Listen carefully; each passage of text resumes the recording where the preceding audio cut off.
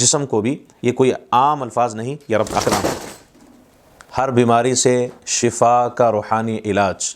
اگر آپ کا کوئی بھی مریض آئی سی یو میں داخل ہے، وینٹیلیٹر پر ہے، یا وہ ایمرجنسی وارڈ میں ہے، ایسی بیماری کا آپ شکار ہو چکے ہیں جس کا علاج ناممکن ہوتا آپ کو نظر آ رہا ہے، آپ مسلسل کوشش کے باوجود بھی ناکام ہو رہے ہیں اور آپ صحت یاب نہیں ہو رہے، تو پھر قرآن کریم ہمیں یہاں پر رہنمائی دیتا ہے، ہمیں راستہ دیتا ہے، اور ہمیں قرآن کریم یہاں پر کچھ ہدایات دیتا ہے جن چیزوں کو اگر ہم فالو کر لیں تو ہم جیسی بھی بیماری میں مبتلا ہوں گے، اللہ تعالیٰ کے فضل و کرم سے وہ بیماری دور ہوگی اور آپ کو شفا یابی حاصل ہوگی۔ میری یہ ویڈیو آج کی ان حضرات کے لیے بہت خاص ہے جو کسی بھی بیماری کا شکار ہیں، روحانی بیماری ہے یا جسمانی بیماری ہے، کوئی بھی ان کو بیماری لاحق ہے، کوئی بیماری لگ چکی ہے، انہوں نے بڑی کوشش کی، کوشش کے باوجود بھی بیماری دور نہیں ہو رہی، تو یہاں پر یہ چند وظائف، یہ چند دعائیں، چند قرآنی آیات جو میں آج آپ کے ساتھ شیئر کر رہا ہوں، ان کو پڑھنے سے آپ اپنے مقصد کو، اپنے اس مسئلے کو خود حل کر سکتے ہیں۔ آپ میری اس ویڈیو کو آخر تک دیکھیں تاکہ مکمل آپ کو بات سمجھنے میں اور یہ عمل کرنے میں، وظیفہ پڑھنے میں، اس کا طریقہ سمجھنے میں آسانی پیدا ہو۔ سب سے پہلے کومنٹ میں اللہ کا نام لکھیں، اللہ کی مدد ہمارے اس عمل میں شامل ہو جائے اور تمام بیماروں کو اللہ شفا عطا فرمائے۔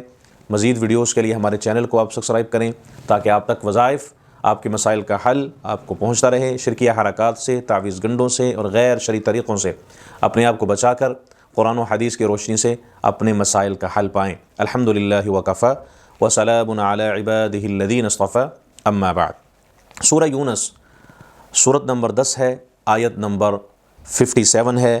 اللہ تعالیٰ اس آیت مبارکہ میں ہمیں یوں فرما رہے ہیں، یا ایھا الناس قد جاءتکم موعظۃ من ربکم وشفاء لما فی الصدور۔ ترجمہ: اے لوگو، تمہارے پاس تمہارے رب کی طرف سے نصیحت اور دلوں کی بیماریوں کے لیے شفا آ چکی ہے۔ قرآن کریم ہمارے لیے راہ ہدایت بھی ہے، آب شفا بھی ہے، دستور حیات بھی ہے، منشور حیات بھی ہے اور آب حیات بھی ہے۔ قرآن کریم کو اگر ہم ان آیات پر عمل کرتے ہیں، قرآن کریم کو ہم پڑھتے ہیں، یہ سارا کا سارا شفا ہے۔ وَنُنَزِّلُ مِنَ الْقُرْآنِ مَا هُوَ شِفَاءٌ وَرَحْمَةٌ لِّلْمُؤْمِنِينَ۔ قرآن کریم شفا بھی ہے اور مومنوں کے لیے رحمت بھی ہے۔ قرآن کریم سے ہم نے رہنمائی لینی ہے، اسی سے ہم نے راستہ لینا ہے، اسی سے ہم نے ڈائریکشن لینی ہے۔ تو آئیے آج بھی ہم یہی اگر چیزوں کو فالو کرتے ہیں، قرآن کریم کے اندر آج بھی تاثیر ہے، مگر ہمارے پڑھنے میں تاثیر نہیں ہے، ہماری زبانوں میں تاثیر نہیں ہے۔ ایک صحابی کا واقعہ میں یہاں پر عرض کرتا چلوں، پھر میں وہ وظیفے کی طرف آتا ہوں، وہ جو وظیفہ بیماری سے شفا یابی کے لیے بہت مجرب ہے، جس کا ذکر احادیث مبارکہ میں بھی آتا ہے، اللہ کے محبوب صلی اللہ علیہ وسلم بھی اسے پڑھا کرتے تھے، وہ بھی میں آپ سے عرض کرتا چلوں۔ ایک صحابی سفر کر رہے ہیں، راستے میں دیکھا ایک شخص ہے، وہ بہت سخت بیمار ہے، اس کو ایسا مرض لگ چکا ہے کہ جس کا علاج ناممکن ہے، وہ بہت پریشان اور وہاں بیٹھا ہوا ہے۔ تو صحابی کا جب پاس سے گزر ہوا، پوچھا کہ بھائی تمہیں کیا ہوا ہے؟ اس نے بتایا جی میں اس طرح بیمار ہوں، بہت زیادہ میں بیماری کا شکار ہوں اور میری بیماری دن بدن بڑھتی جا رہی ہے۔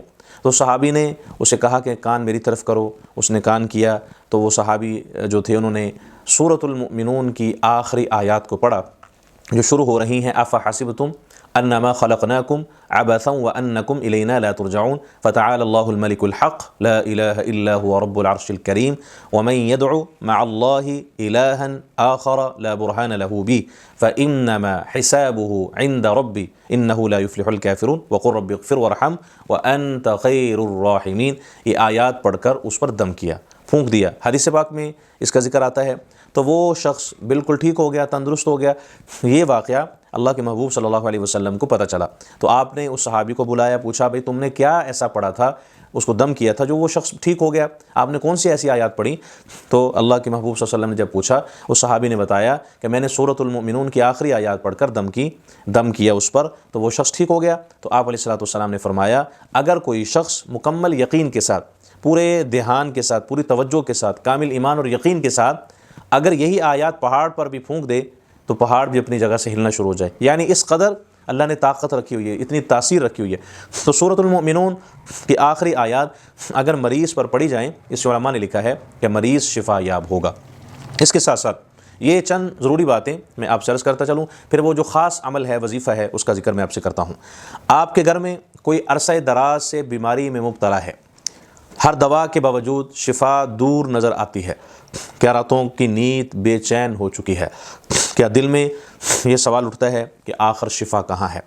کیا کبھی آپ نے سوچا ہے کہ اصل شفا دینے والا کون ہے؟ ایک ایسا راز جو صدیوں سے چھپا نہیں مگر سمجھ کم لوگوں کو آتا ہے، وہ راز جو دوا سے بھی زیادہ طاقت رکھتا ہے، وہ کلام جو دلوں کو بھی ٹھیک کرتا ہے۔ کوئی عام الفاظ نہیں، یہ رب کا کلام ہے، ایسا کلام جس میں بیماریوں کا حل رکھا گیا ہے، لیکن شرط یہ ہے یقین، شرط دل ہے، شرط ہے بسم اللہ الرحمن الرحیم۔ یہ کوئی عام الفاظ نہیں، یہ رب کا کلام ہے، ایسا کلام جس میں بیماریوں کا حل رکھا گیا ہے، لیکن شرط ہے یقین کی، شرط ہے دل کے سچے ہونے کی، شرط ہے اللہ پر مکمل بھروسہ ہونے کی کہ آپ تیار ہیں اس روحانی طاقت کو آزمانے کے لیے، کہ آپ واقعی شفا چاہتے ہیں یا صرف الفاظ پڑھنا چاہتے ہیں۔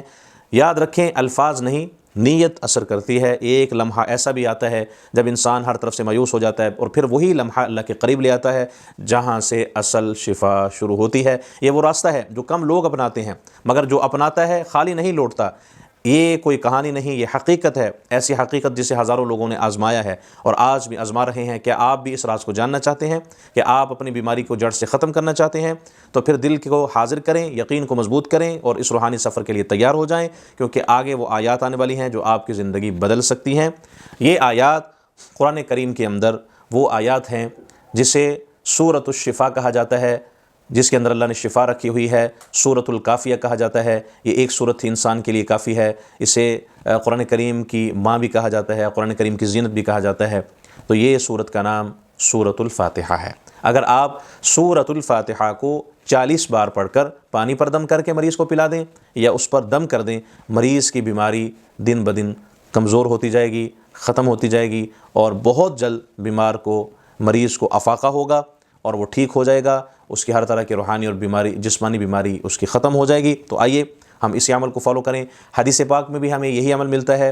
صحابہ کرام رضوان اللہ عنہم اجمعین بھی اگر کسی مریض کے پاس جاتے تو اس کو سورۃ الفاتحہ ہی پڑھ کر پانی پر دم کر کے دیتے۔